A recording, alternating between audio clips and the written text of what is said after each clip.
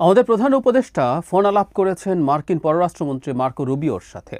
এটা নিয়ে গতকাল একটা নিউজ এসছে, যেটা আমাদের সরকারের দিক থেকে যেমন জানানো হয়েছে, তেমনি মার্কিন পররাষ্ট্রমন্ত্রীও তাদের যে ওয়েবসাইট আছে, আসলে আমরা মন্ত্রী বলি, ওনারা আসলে সেক্রেটারি, তাদের ওয়েবসাইটেও এই ব্যাপারে স্টেটমেন্ট দেওয়া হয়েছে।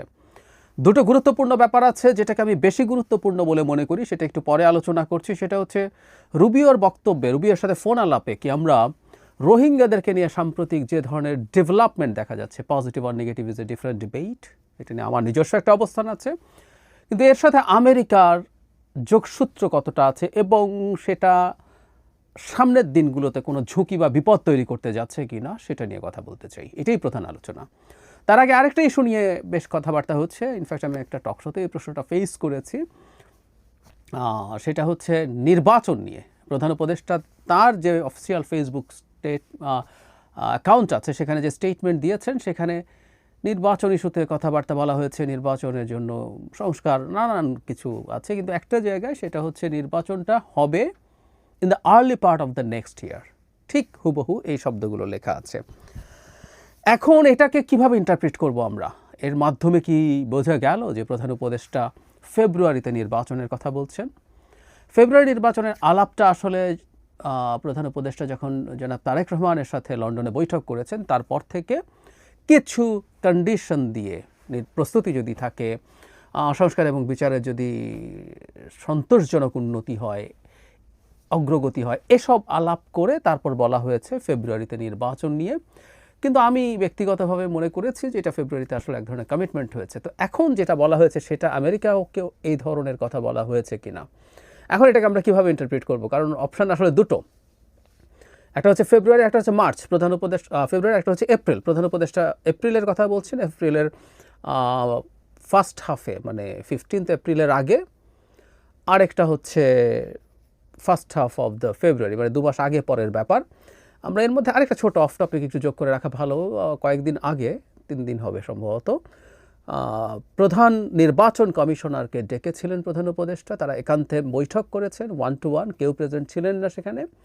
সেই বৈঠকে অনেকের ধারণা ছিল যে নির্বাচন নিয়ে সম্ভবত একটা স্পেসিফিক তারিখ নির্বাচন কমিশন ঘোষণা করবে, কিন্তু দেখা গেল না। নির্বাচন কমিশন এখন বলছেন যে তারা কোনো স্পেসিফিক কোনো তারিখের ব্যাপারে প্রধান উপদেষ্টা কোনো কথা বলেননি। প্রধান উপদেষ্টা ওভারঅল নির্বাচনের প্রস্তুতি সম্পর্কে জানতে চেয়েছেন, এবং তারাও ফেব্রুয়ারি এবং এপ্রিলের মধ্যেই নির্বাচনের জন্য প্রস্তুতি নিচ্ছেন। এখন আর্লি পার্ট বলতে কি এপ্রিল বোঝায়? আমার মনে হয় বোঝায়। সুতরাং প্রধান উপদেষ্টার বক্তব্যে আমি ফেব্রুয়ারিকে তিনি ইন্ডিকেট করেছেন এরকম না, ফেব্রুয়ারি থেকে এপ্রিল এখনও পর্যন্ত অন্তত অফিসিয়ালি বলছেন। আমি আবারও বলছি, জনাব তারেক রহমানের সাথে যে আলাপ আলোচনা হয়েছে, সেটা অফিসিয়ালি এভাবে এখনই ব্যক্ত হবে না। কারণ প্রধান নির্বাচন কমিশনার যদি এই তথ্য জেনেও থাকেন বা পরবর্তীতে সরকার জানায় একটা নির্বাচনের তফসিল হয় 45 to 50 ডেজ আগে, সেই ক্ষেত্রে ডিসেম্বরে তফসিল হবে এবং নির্বাচন যে ফেব্রুয়ারিতে হবে, এটা তফসিলের 2-3 মাস আগে জানালেই চলে। তো সুতরাং এখনও সময় আছে এই ঘোষণাটা দেওয়ার জন্য। যাই হোক, এখন মূল আলোচনাটায় আসি। সেটা হচ্ছে রোহিঙ্গা নিয়ে কি আদৌ কিছু আছে কিনা। আমি দেখলাম যে রুবিও তার স্টেটমেন্টের রোহিঙ্গা নিয়ে কিছু বলেননি, কিন্তু তার স্টেটমেন্টের একটা ইস্যু আছে যেটা নিয়ে রোহিঙ্গার ক্ষেত্রে ইন্টারপ্রিট করা যেতে পারে। কিন্তু আমাদের প্রধান উপদেষ্টা তার ফেসবুক পেজে যে স্ট্যাটাস দিয়েছেন, সেখানে রোহিঙ্গাদের কথা আছে, যে রোহিঙ্গাদের ব্যাপারে আমেরিকা সাহায্য হচ্ছে এবং এই মুহূর্তে রোহিঙ্গাদেরকে ফেরত পাঠানোর মতো সবচেয়ে ভালো অবস্থায় আছে, এসব বলা। কিন্তু যে কারণে আমি বলছি এটার সাথে আমেরিকা অন্য অর্থে জড়িত আছে কি না, সেটা ফেরত পাঠানোর চাইতেও অন্য কোনো ইন্টারেস্ট, সেটা হলো ইন্দো প্যাসিফিক স্ট্র্যাটেজির আলাপ আসা। মানে এই ক্ষেত্রে 2 দেশ কোঅপারেট করবে, এবং এখানে আমাদের প্রধান উপদেষ্টার দিক থেকেও বলা হয়েছে এখানে ফ্রি ইন্দো প্যাসিফিক যে আলাপটা সবসময় করা হয়, এগুলো এনশিওর করার জন্য কাজ করবে, তাদের সহযোগিতা বাড়াবে। এটা খুব সিগনিফিক্যান্ট, কারণ ট্রাম্পের সময় ইন্দো প্যাসিফিক স্ট্র্যাটেজি কতটা এফেক্টিভ থাকবে সেই আলাপটা আসলে ছিল। কারণ ট্রাম্প সবসময় একটা কথা বলতেন যে আমেরিকাকে সারা পৃথিবীর পলিসিং করে যেতে হবে না, সে সারা পৃথিবীর সব কিছু করবে। কারণ এমনকি তার যে সবচেয়ে কোর যে সংগঠন নেটো নিয়ে এসে দীর্ঘদিন থেকে, ট্রাম্প আগেরবারও যখন ক্ষমতায় ছিলেন একই আলাপ করেছেন যে ইউরোপের সিকিউরিটির জন্য আমরা কেন টাকা দেব। এবং ওনার অভিযোগ একটা জায়গায় ভ্যালিডও, নেটোর আর্টিকেলেই আছে প্রত্যেকটা দেশ তার মিলিটারি বাজেটে তার জিডিপির 2% ব্যবহার করবে, কিন্তু সেটা তো আসলে করেনি কেউ, অনেক দেশই করেনি।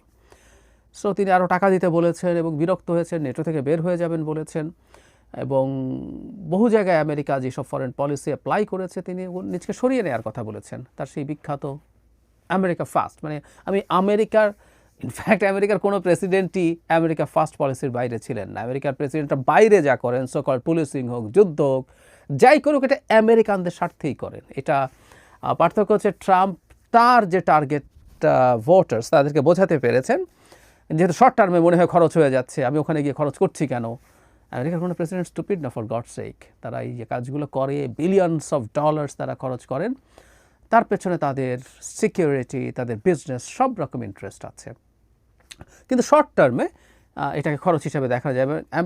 ট্রাম্প তার যে মূল ভোটার যে ক্লাস, সেটা হচ্ছে লেস এডুকেটেড, হোয়াইট, রুরাল বা সেমি আরবান এরিয়ায় থাকা আমেরিকানস, তাদেরকে এটা খুব ভালো মতো কানেক্ট করা যায় করেছেন। তো তিনি বলেছেন তিনি এসবের ক্ষেত্রে থাকবেন না। সো ইন্দো প্যাসিফিক স্ট্র্যাটেজি আমেরিকার তার বহু দূরে গিয়ে করছে, মূলত চায়না কন্টেইনমেন্টের জন্য। এটা প্রথম বারাক ওবামা যখন ক্ষমতায় আসেন তখন তিনি পিভট টু এশিয়া করেছিলেন, যে ওখানেই আমার মূল কেন্দ্র নিয়ে যেতে হবে, ভরকেন্দ্র। তারপরে ধাপে ধাপে ধাপে ধাপে প্রথম এশিয়া প্যাসিফিক ছিল, সেখানে তার প্রেজেন্স বাড়াতে হবে, কারণ চায়না ওই অঞ্চলে, চায়নার সাথে যে মূল বিষয় নিয়ে সমস্যা, যেটা নিয়ে অনেক দেশের সাথে তার ডিসপিউট আছে, সাউথ চায়না সি, এটা প্যাসিফিকের পার্ট। তারপর জাপানের প্রাইম মিনিস্টার ছিলেন শিনজো আবে ইন্ডিয়ান ওশেনকে সাথে যোগ করতে চাইলেন, কারণ এটা নিয়ে অনেকবার কথা হয়েছে। একসময় যখন এই ইস্যুগুলো নিয়ে অনেক বিস্তারিত কথা হতো তখন বলতাম যে মালাক্কা স্ট্রেইট যে স্ট্র্যাটেজিক চোক পয়েন্ট, এই জায়গাটা দিয়ে যখন মানে কোনো চীনের সাথে কোনো ভবিষ্যতের কনফ্লিক্টে এটা যদি বন্ধ করে দেয়, it's a very narrow strip of sea, বন্ধ হয়ে গেলে তখন চায়না চেষ্টা করবে, সে দুটো অল্টারনেটিভ পথ করেছে। একটা হচ্ছে Gwadar port, China Pakistan economic corridor সিপিইসির মাধ্যমে তার শিনজিয়াং প্রভিন্সকে জয়েন করেছে। আর আরেকটা হচ্ছে এই মিয়ানমারে কিয়াকফিউ ডিপ সি পোর্ট, সে এটার মাধ্যমে এখানে তার পাইপলাইন আছে, অয়েল এবং গ্যাসের, তার এক্সপোর্ট প্রসেসিং জোন টোন আছে। কিন্তু জরুরি কথা হচ্ছে এখানে একটা ডিপ সি পোর্ট আছে, যেটা দিয়ে সে মালাক্কা স্ট্রেটকে বাইপাস করতে পারে। ফলে ইন্ডিয়ান ওশানেও চায়না কন্টেইনমেন্ট আসতে হবে, এই হচ্ছে মূল কথা। সেই কারণে এই যে ইন্দো প্যাসিফিক স্ট্র্যাটেজি হয়েছে, কোয়াড হয়েছে। কোয়াড তো ঘোষিত সামরিক জোট, 4টা দেশ আছে, আমেরিকা, জাপান, ইন্ডিয়া এবং অস্ট্রেলিয়া। অকাস হয়েছে, সব চায়না কন্টেইনমেন্টের জন্য। এটাও একটা সামরিক জোট, ব্রিটেন, আমেরিকা এবং অস্ট্রেলিয়া মিলে, যেখানে অস্ট্রেলিয়াকে নিউক্লিয়ার সাবমেরিন দেওয়া হবে, যদিও তাতে নিউক্লিয়ার ওয়েপন থাকবে না, নিউক্লিয়ার প্রপেলড আর কি সাবমেরিন দেওয়া হবে। সো চায়নাকে ঠেকানোর জন্য যত রকম জোগাড় যন্ত্র, ইন্তজাম সব করা হচ্ছে, কারণ চায়নাই আসলে আমেরিকাকে চ্যালেঞ্জ করবে, অলরেডি চ্যালেঞ্জ করে ফেলেছে, আরও করবে।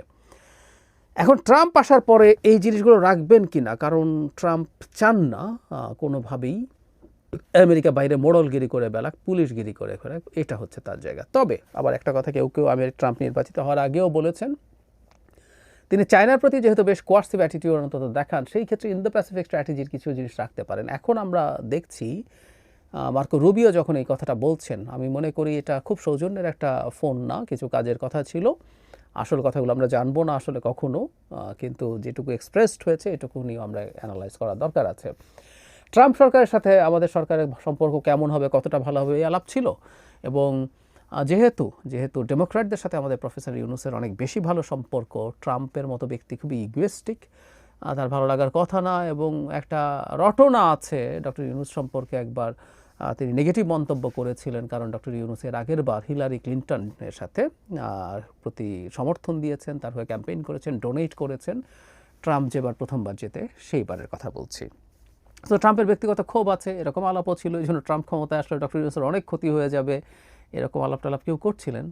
তেমন কিছু হয়নি। কিন্তু সম্পর্ক যে ডেমোক্রেটদের সাথে যত ভালো তত হবে তা না, কিন্তু যেটা হয়, আমরা সবাই এখন খুবই কানেক্টেড পৃথিবীতে, এবং আমেরিকারও ইন্টারেস্ট বিভিন্ন জায়গায় আছে। তো যেটা বলছিলাম, এই ইন্দো প্যাসিফিক স্ট্র্যাটেজিরই একটা পার্ট আসলে মিয়ানমারে আমেরিকা কী করবে, রীতিমতো তার যাবতীয় যত স্টেপ আছে, বার্মা অ্যাক্টও সে আসলে এটার পার্ট হিসাবে করেছে। কারণ কি? কারণ অলরেডি বলেছি, সেটা হচ্ছে এখানে যে ডিপ সি পোর্ট আছে, যেটার মাধ্যমে চায়না আসলে এখান থেকে তার জ্বালানি সরাসরি তার ল্যান্ডে নিয়ে যাওয়ার একটা ব্যবস্থা করেছে which is alternative to Malacca strait. এটা একটা স্ট্র্যাটেজিক চোক পয়েন্ট, এটা বন্ধ হয়ে গেলে বিপদ হয়ে যাবে। তাহলে এই জিনিসটা হচ্ছে খুবই ইম্পর্ট্যান্ট।